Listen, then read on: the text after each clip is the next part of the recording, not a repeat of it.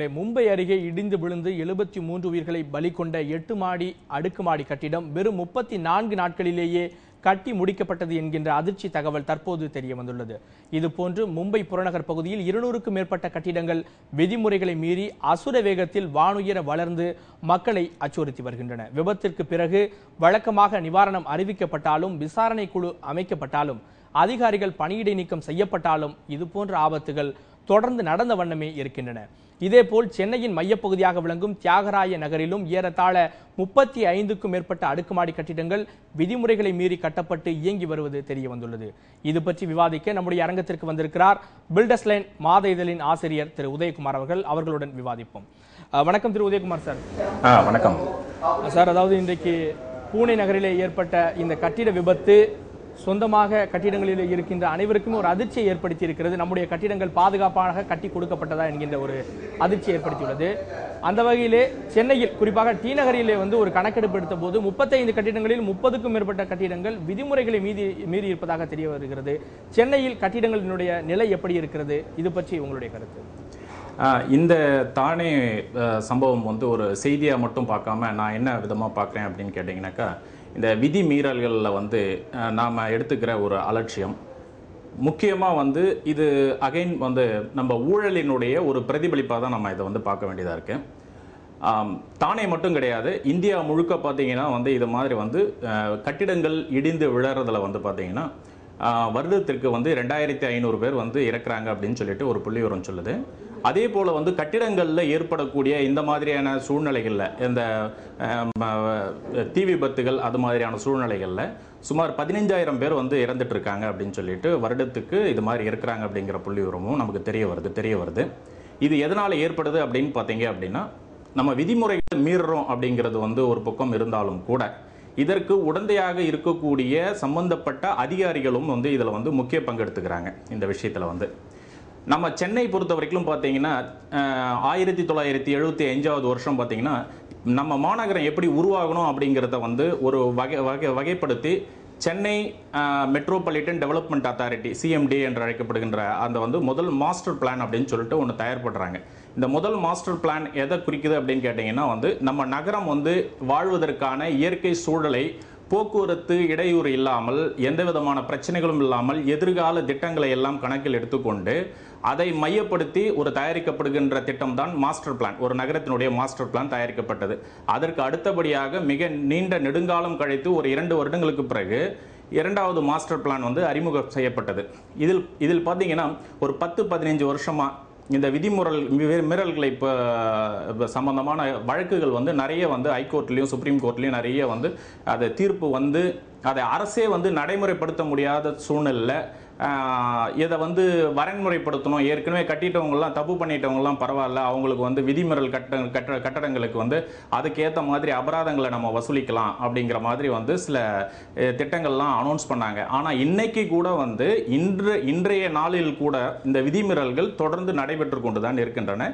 சென்னை, கோவை போன்ற மாநகரங்களில் இந்த விதிமீறல்கள் ஓரளவுக்கு கட்டுப்படுத்தப்பட்டாலும் கூட சென்னை புறநகர் பகுதியான ஊரப்பாக்கம், கூடுவாஞ்சேரி, இது மாதிரியான மறைமல் நகர், இந்த மாதிரியான ஏரிகள், இந்த சூழ்நிலைகள் இந்த தமிழகம் முழுக்கவே இந்த விதிமுறைகள் மீறல் நடந்துகிட்டு தான் இருக்கு.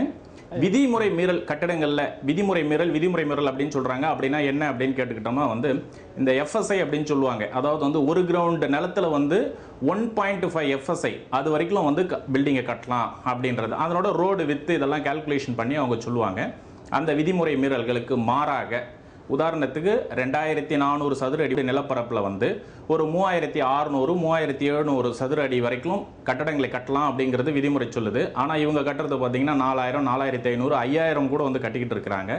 இதுக்கு காரணம் என்ன அப்படின்னு கேட்டிங்கன்னா, ஒரு பில்டர் பிளான் அப்ரூவலுக்காக அப்ரோச் பண்ணும்போது, இப்போ சென்னை மாநகரம், கோவையை விட்டுருங்க, மற்ற பகுதிகளில் நடக்கக்கூடிய முனிசிபாலிட்டி நகராட்சிகள், ஊராட்சிகளில் மேம்படுத்தக்கூடிய கட்டிடங்கள்லாம் பார்த்தீங்கன்னா இன்னைக்கு 4.5% அளவிற்கு கூட இந்த கட்டிடங்கள்லாம் கட்டிக்கிட்டு இருக்கிறாங்க. ஸோ இதுக்கு பார்த்தீங்கன்னா எல்லாருக்குமே இது வெளிப்படையாக தெரிஞ்ச விஷயம் தான். அது நம்ம இந்த ஊழல்களை நம்ம வெளிப்படையாக எல்லாரும் பேசி தான் ஆகணும். இந்த மாதிரி நேரங்களில் இந்த ஊழல்களுக்குடைய பிரதிபலனாக தான் இன்னைக்கு 72 உயிர்கள் இன்னைக்கு தானேவில் இறந்திருக்கு. அதோட பார்த்தீங்கன்னா இன்னும் 40 பேர் கவலைக்கிடமாக இருக்கிறதாகவும் சொல்லிக்கிட்டு இருக்கிறாங்க. குறிப்பாக அந்த வகையில வந்து இப்போ சென்னை டி நகர் போன்ற ஏரியாக்கள், அதாவது இன்றைக்கு விபத்து ஒரு பக்கம் நடந்தாலும் அவங்ககிட்ட கேட்டோம்னா அவர்கள் ஏதோ வைத்திருக்கிறார்கள், ஆனால் அதிகாரிகள் என்ன சொல்றாங்கன்னா அந்த ஆவணத்தின்படி அவர்கள் சரியாக கட்டவில்லை என்று இரண்டு தரப்பினரும் தங்களை நியாயப்படுத்திக் கொண்டிருக்கிறார்கள். இந்த டி நகர் போன்ற பகுதிகளில் தொடர்ச்சியாக இதற்கு முன்பாக கூட காவல்துறையினர் பல்வேறு சோதனைகள் நடத்தி அந்த கட்டிடத்திற்கு சீல் வைத்தார்கள். இப்படி ஒரு இக்கட்டான சூழ்நிலையில் டி நகர் தமிழகத்தின் மிக முக்கியமான வர்த்தக பகுதியாக உள்ளது. அந்த பகுதியினுடைய நிலவரம் எப்படி இருக்கிறது? ஏனென்றால் அங்கு பணம் கொளிக்கக்கூடிய இடம் என்பதற்காக மனித உயிர்களுக்கு ஒரு பாதுகாப்பற்ற சூழ்நிலை இருப்பதாக ஒரு கருத்து இருக்கிறது. அதை பற்றி ஆமா, அதாவது வந்து இந்த விதிமீறல் பார்த்தீங்கன்னா அந்த 35 கட்டடங்கள் அப்படின்னு நீங்க சொல்லிட்டீங்க, குறிப்பிட்டு சொல்றீங்க. 35 கட்டடங்கள் மட்டும் கிடையாது, அதில் இருக்கக்கூடிய பெரும்பாலான கட்டடங்களும் மீறல்களை பண்ணி தான் வந்து கட்டியிருக்கிறாங்க. உண்மையை சொல்லணும் அப்படின்னு கேட்டிங்கன்னா அந்த மீறல்கள் எந்த அளவிற்கு அப்படின்னு சொல்லிட்டு அந்த சதவிகிதம் எந்த அளவிற்கு அப்படின்னு பார்க்கும் பொழுது என்னன்னு கேட்டிங்கன்னா எஃப்எஸ்ஐ, அதாவது யூனிட் வந்து இப்போ என்ன சொல்றதுன்னா 3600 சதுரடி கட்டுறதை 3800 வரைக்கும் எக்ஸ்டெண்ட் பண்ணிப்பாங்க. ஆனால் வந்து ஒரு ஃப்ளோர் தளத்தையே வந்து அதிகரித்து கட்டுறது, ஒரு 2 தளம் 3 தளத்துக்கு வந்து அனுமதி வாங்கியிருப்பாங்க, ஆனால் 5 தளம் கட்டுவாங்க, 5 மாடி கட்டியிருப்பாங்க. இந்த மாதிரி 5 மாடி கட்டடங்கள் கட்டும் பொழுது அதில் புழங்கக்கூடிய ஆட்களுக்கான வாகன போக்குவரத்தும் அதனுடைய நெரிசல்களும் அதில் ஏற்படக்கூடிய விபத்துகளும் தான் வந்து இது வந்து அதனுடைய இறுதிக்கட்ட முடிவா வந்து முடியும். அது வந்து ஏற்கனவே இது சம்பந்தமான வழக்குகள் வந்து தீர்ப்புகளும் வந்திருக்குது. சுப்ரீம் கோர்ட், ஹைகோர்ட் எல்லாம் வந்து இதுல வந்து இறுதியா வந்து அந்த கடைகளுக்கெல்லாம் சீல் வைக்கணும் அப்படின்னு சொல்லியிருக்கிறாங்க. அது சில நாட்கள் சீல் வைக்கப்பட்டு இறுதியாக மறுபடியும் வந்து தமிழக அரசினுடைய மனுவினால அவங்க வந்து இதை இடைக்காலமா நிறுத்தி வச்சிருக்கிறாங்க. அந்த தீர்ப்பை கூட நம்ம பொறுத்திருந்து தான் பார்க்கணும் அந்த விஷயத்தெல்லாம். அந்த வகையில் இன்னொரு முக்கியமான கேள்வி எழுகிறது. அதாவது கட்டிடம் முறையாக கட்டப்பட்டாலும் இந்த கட்டுமான பொருட்கள் தரமற்ற பொருட்களாகவும் போலியான கட்டுமான பொருட்களாகவும் பயன்படுத்தப்படுவதாக ஒரு தகவல் இருக்கு. இந்த போலியான பொருட்கள் என்றால் என்ன? மக்கள் எப்படி விழிப்போடு இருக்க வேண்டும் இந்த விஷயத்தில்? இல்ல, போலிங்கிற விஷயத்துல வந்து இப்ப கட்டுமான பொருட்கள்ல அவ்வளவா இருக்கிறது இல்லைங்க. நார்மலா இப்ப வந்து 90% வந்து பாத்தீங்கன்னா எல்லாமே வந்து ஓரளவுக்கு தரமுள்ள கட்டுமான பொருட்கள் தான் பயன்படுத்துறாங்க. அந்த விஷயத்தினால வந்து இந்த விபத்துகள் நடக்குது அப்படின்னு சொல்லிட்டு நம்ம எடுத்துக்க முடியாது. ஏன்னா இன்னைக்கு வந்து இந்த கட்டுமான பொருட்கள் விற்கும் போது கூட அவங்களுக்கும் வந்து சந்தையில் இருக்கக்கூடிய கடும் போட்டியின் காரணமா வந்து தங்களுடைய பொருட்களுடைய தரத்தை வந்து உயர்த்தி காட்டணும் அப்படிங்கிறதுல அவங்களும் முனைப்பா இருக்கிறாங்க. அதனால போலியான பொருட்கள் அப்படிங்கிறதுல வந்து எனக்கு அதுல வந்து ஒரு பெரிய விதமான மாற்று கருத்து எனக்கு பெருசா அதுல சொல்ல முடியாது. ஏன்னா வந்து இன்னைக்கு வந்து எல்லாருமே வந்து ஐஎஸ்ஐ ஸ்டாண்டர்ட்ல மெயின்டைன் பண்றாங்க. அவங்களுடைய விற்பனை விலையை குறைச்சி விற்கணுங்கிறதுலையும் அந்த போட்டியின் காரணமா வந்து எல்லாரும் அதை ஃபாலோ பண்ண ஆரம்பிச்சிருக்காங்க. அதனால அந்த விஷயத்துல வந்து பெரிய அளவில் நம்ம இந்த விபத்துக்கு காரணமா சொல்றது வந்து முடியாது. இந்த தானே விபத்துல நம்ம பாக்குறப்ப சார், இது 34 நாட்களில் வந்து ஒரு கட்டடம் 8 மாடி கட்டிடம் அது சாத்தியமா? அந்த வகையிலே பார்க்கின்ற போது இந்த பில்டர்கள் வந்து கட்டிடம் கட்டுவதற்கு முன்பாகவே நிறைய புக்கிங் செல் வாங்கிறாங்க பிளாட் ஓனர்கள்ட்ட. அந்த வகையிலே அவர்களுக்கு என்ன ஒரு அவசரம் இருக்கிறது? அப்படி என்ன ஒரு அவசரத்தின் காரணமாக அவர்கள் இது போன்ற அவசரமான கட்டிடங்களை கட்டுகிறார்கள்? இதற்கு என்ன காரணம்? இல்லை, இந்த தானே கட்டடம் பார்த்தீங்கன்னா 7 மாடி கட்டடம் கட்டுவதற்கு முழுக்க அனுமதி கிடையாது அப்படின்னு சொல்லிட்டு இப்போ தகவல் வந்திருக்கு.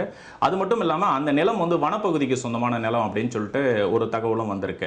அதாவது இவங்க என்ன பண்ணியிருக்காங்க அப்படின்னா வந்து எந்த ஒரு கட்டிடமும் கட்டி அதனுடைய கம்ப்ளீஷன் சர்டிஃபிகேட், அதாவது முழுமை சான்றிதழ், அந்த கட்டுமான பணி முழுமை அடைந்த பிறகுதான் வந்து உள்ள வந்து குடியமர்த்தணும். இது வந்து விதிமுறையில் இருக்கு. ஆனால் இவங்க என்ன பண்றாங்க, அந்த கட்டிடத்துக்கு வந்து எந்த விதமான விதி அனுமதியும் பெறாமல் இவர்கள் வந்து 5 மாடி கட்டிடங்கள் கட்டி முடிக்கப்பட்ட உடனேயே வந்து எல்லா குடியிருப்புகளையும் உள்ளே அமர்த்தி விடுகின்றார்கள். இது போன்ற சூழ்நிலையினால் வந்து 6வது 7வது மாடி கட்டுமான பணிகள் நடைபெற்றுக் கொண்டிருக்கும் பொழுதே, அவசரமாக நடைபெற்றுக் கொண்டிருக்கும் பொழுதே இந்த விபத்து ஏற்படுகிறது. இந்த விபத்தினால் அந்த மொத்த கட்டிடமும் வந்து இடிந்து விழுந்து விபத்துக்கு உள்ளாகி பெருத்த உயிரிழப்புகளுக்கு காரணமாக வித்திட்டது. இந்த காரணம் தான். அத விதிமுறை மீறல்கள் என்பது வந்து அதனுடைய ஆரம்பத்திலிருந்தே ஏற்பட்டிருக்கிறது.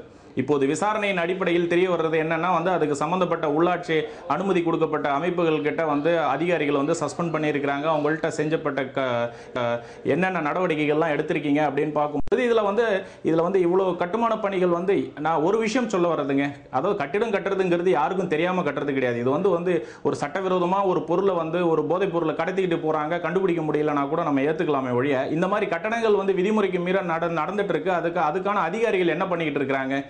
அது வந்து எல்லார் கண்ணிலையும் பட வேண்டிய விஷயம். இது வந்து இன்னொரு விஷயம். இப்போ வந்து விசாரணை என்ன தெரிஞ்சிருக்குன்னா, தானே சுற்றி இருக்கலாம் அந்த பகுதி வாசிகள் வந்து இந்த கட்டடம் அனுமதிக்கு புறம்பா கட்டிக்கிட்டு இருக்காங்கன்ற நிறைய புகார்கள் போயும் கூட அந்த அதிகாரிகள் வந்து இது சம்பந்தமா வந்து எந்த விதமான நடவடிக்கையும் எடுக்காததுக்கும் இந்த விபத்துக்கு காரணமா அமைஞ்சிருக்குன்ற குற்றச்சாட்டையும் அந்த பகுதி மக்கள் வந்து அதை முன் வச்சிருக்காங்க. அந்த வகையிலே பார்க்கின்ற போது ஒரு கட்டிடத்திற்கு அனுமதி கொடுத்த அதிகாரி அந்த கட்டிடத்தை பார்வையிட வேண்டும் என்கின்ற ஒரு முறை இருக்கிறதா? அதாவது ஸ்டாப் ஒர்க்கிங் என்கின்ற ஒரு சர்டிபிகேட் கொடுத்து முறைகேடு நடந்து பெற்றால் அந்த கட்டுமான பணியை நிறுத்துவதற்கு ஒரு அதிகாரம் இருக்கிறது, அது சரியாக பயன்படுத்தப்படுகிறதா? அது இருக்கிறது, அந்த விதிமுறைகள் எல்லாமே இருக்கிறது. அதை அந்த அதிகாரிகள் வந்து சரியாக கடைபிடிப்பது கிடையாது. கண்டிப்பாக இன்னைக்கு அதாவது ஜாதி சான்றிதழ் வாங்க போகின்ற இடத்தில் ஆரம்பிக்கின்ற ஒரு சிறு லஞ்சமானது இன்றைக்கு கட்டிட துறையில், கட்டுமான துறையில், ரியல் எஸ்டேட் துறையில் அதிகம் இருப்பதாக ஒரு தகவல் இருக்கிறது. இவர்கள், இந்த அதிகாரிகள் தூங்குகிறார்களா அல்லது பணத்தால் தூங்க வைக்கப்படுகிறார்களா?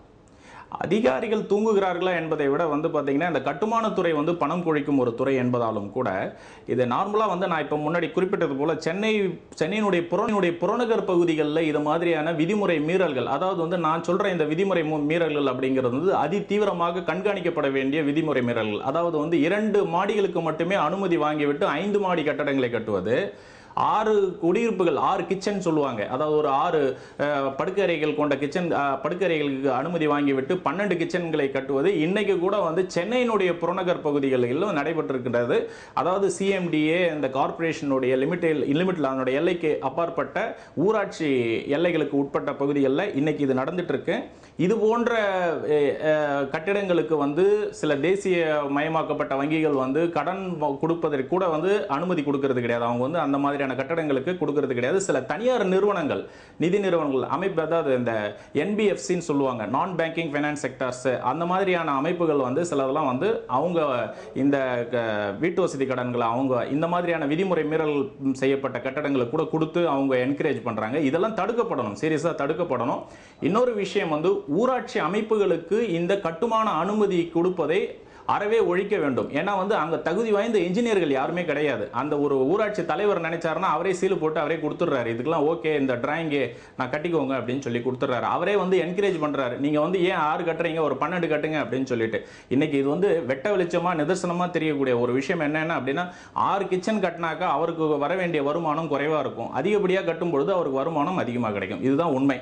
அதனால வந்து இதனுடைய கடைசி இதனுடைய முடிவு எங்க போய் முடியுதுன்னா இது போன்ற அப்பாவி மக்கள் வந்து இந்த மாதிரி விபத்துகள்ல மாட்டி உயிரிழப்புகள்ல போய் முடிகிறது. கண்டிப்பா சார். அந்த வகையில் சென்னை திருவல்லிக்கேணியில் கடைசியாக ஒரு கட்டிட இடிபாடு விபத்து நிகழ்ந்தது. அதனை அடுத்து எந்த ஒரு விபத்தும் நிகழவில்லை. ஆனால் நாங்கள் சத்தியம் தொலைக்காட்சியின் சார்பாக இடிந்து விழக்கூடிய நிலைமையில் இருக்கக்கூடிய கட்டிடங்களை அவ்வப்போது படம் பிடித்து காட்டி வருகிறோம். நீங்கள் ஒரு மாத இதனுடைய, குறிப்பாக பில்டர்ஸ் லைன் எனப்படக்கூடிய ஒரு மாத இதனுடைய ஆசிரியர், உங்களுக்கு சென்னையிலே இது போன்று, அதாவது இடிந்து விழக்கூடிய நிலையிலே மக்கள் உயிருக்கு ஆபத்தாக இருக்கக்கூடிய நிலையில் கட்டிடங்கள் எங்கு இருக்கின்றன, இது பற்றியான விவரம்? அதாவது நிறைய கட்டிடங்கள் இருக்கின்றன. இதை வந்து இந்த மாநகராட்சியினுடைய அதற்கான அதிகாரிகள் இதற்கு இருக்கிறார்கள். அவங்க போயிட்டு இதை ஆய்வு செஞ்சு இதை பண்ணணும். இதில் வந்து விதிகள்லாம் இருக்கு, அதை யாரும் முறையாக வந்து அதை பயன்படுத்துறதில்ல. இது மாதிரியான விபத்துகள், கோர சம்பவங்கள் ஏற்படும் போது மட்டுமா இதை பற்றி நம்ம எடுத்து விலாவரியாக நம்ம பேசுகிறோம். ஆனால் இதெல்லாம் இருக்கு, இது இத்தனை வருஷங்கள் இதனோட ஆயுட்காலம் இது வரைக்கும் இருக்கு. இதை வந்து உடனடியாக ஆய்வு செஞ்சு உடனே வந்து இடிக்கணும் அப்படின்றத நோட்டீஸ் கொடுக்கறதுக்கு அதிகாரங்கள் அந்தந்த மாநகராட்சிகள் அதிகாரிகளுக்கு உள்ளது. அதை யாரும் சரிவர அதை செயல்படுத்துவதில்லை, அதுதான் உண்மை. கடைசியாக ஒரு கேள்வி சார். அதாவது ஒரு சாதாரண எளிய மக்கள் வீடு கட்டணும்னு நினைக்கிறப்ப அவர்களுக்கு இந்த சட்டத்திட்டங்கள் தெரியாது, ஒரு கான்ட்ராக்டரை நாடுகிறார்கள். அந்த கான்ட்ராக்டரிடம் எப்படி ஏமாறாமல் அவர்கள் முறையான வீடுகளை அனுமதியோடு, சரியான அனுமதியோடு, சரியான முறையில் கட்டுவது எப்படி, இது குறித்து உங்களது கருத்து? அதாவது நமக்கு என்ன தேவை, எந்த விதத்தில் ஒரு அழகான வீடை கட்டணும்னு நம்ம வசிக்கிறோமோ வந்து அந்த மாதிரியான ஒரு வீட்டை வந்து அனுமதியோடு நம்ம கட்டிக்கணும் அப்படிங்கிறதுல வந்து நாம் வந்து முனைப்பாக இருக்கணும். இப்போலாம் பார்த்தீங்கன்னா வீட்டு மனைகள் வாங்கும்போது இது வந்து அப்ரூவ்டு லேண்டா, அன்அப்ரூவ்டு லேண்டான்னு கேட்டு வாங்குறாங்க எல்லா பொதுமக்களும் வந்து. ஏன்னா வந்து எல்லாத்துக்குமே வந்து ஒரு வேல்யூ இருக்குது, மதிப்பு இருக்குது. அதாவது அரசு அனுமதி அப்படிங்கிற ஒரு விஷயம் இன்னைக்கு வந்து அத்தியாவசியமாக்கப்பட்டுள்ளது. ஒரு ஆக்சிடென்ட் நடக்குது, ஒரு வாகன விபத்து நடக்குதுன்னா உடனே வந்து போலீஸ்காரர் வராரு, அவர் டிரைவிங் லைசன்ஸ் வச்சிருக்காரான்னு தான் கேட்குற முதல் கேள்வி. அது மாதிரி ஒரு விபத்து நடக்கிறது, ஒரு விதிமுறைகள் நடக்குது அப்படின்னும் பொழுது அவர் அனுமதி பெற்றிருக்கிறாராங்கிறதா முதல் கேள்வியா வந்து நிற்கும். ஏன்னா வந்து அந்த அனுமதி தான் எல்லாத்தையும் முறைப்படுத்துது. அது மாதிரி சாதாரண பொதுமக்கள் கூட தங்களுடைய வீடுகளை கட்டும் பொழுது விதிமுறைகளை மீறாமல் அதற்கான அனுமதியை பெற்று கான்ட்ராக்டரிடம் கொடுத்து அதற்கேற்ப ஒப்பந்தங்களை மேற்கொண்டு வீட்டை கட்ட வேண்டும். இது ஒவ்வொரு தனி மனித ஒழுக்கங்கள்ல இதுவும் ஒண்ணு. நம்ம வந்து ஒரு சொந்தமா சொத்து வச்சிருக்கோம், அது நல்ல சொத்தா இல்ல வந்து ஒரு மதிப்பில்லாத சொத்தா அப்படிங்கறத வந்து நாம வந்து ஒரு விழிப்புணர்வோட செய்ய கத்துக்கணும். அதே போல கான்ட்ராக்டர்களும் இந்த வந்து தகுதி வாய்ந்த பொறியாளர்கள் வந்து கட்ட வைக்கணும். அவங்க கிட்ட வந்து அவங்களும் வந்து பொறியாளர்களும் சாதாரண வீடா இருந்தாலும் அனுமதி பெற்று அவங்களுக்கு வந்து as per பிளான்ல எப்படி இருக்கோ அது மாதிரி கட்டுறதுக்கு எல்லாரும் பழகிக்கணும். கண்டிப்பாக சார். அதாவது தானேவில் ஏற்பட்ட விபத்தில் அபாயத்தை எதிர்நோக்கி இருக்கும் கட்டிடங்கள், இது குறித்து மக்கள் எப்படி வெளிப்படைய வேண்டும், சட்டம் என்ன சொல்கிறது, இது போன்ற பல்வேறு பயனுள்ள தகவல்களை எங்களுடைய அரங்கத்திற்கு வந்து நேர்களோடு பகிர்ந்து கொண்டீர்கள். நன்றி சார். நன்றி.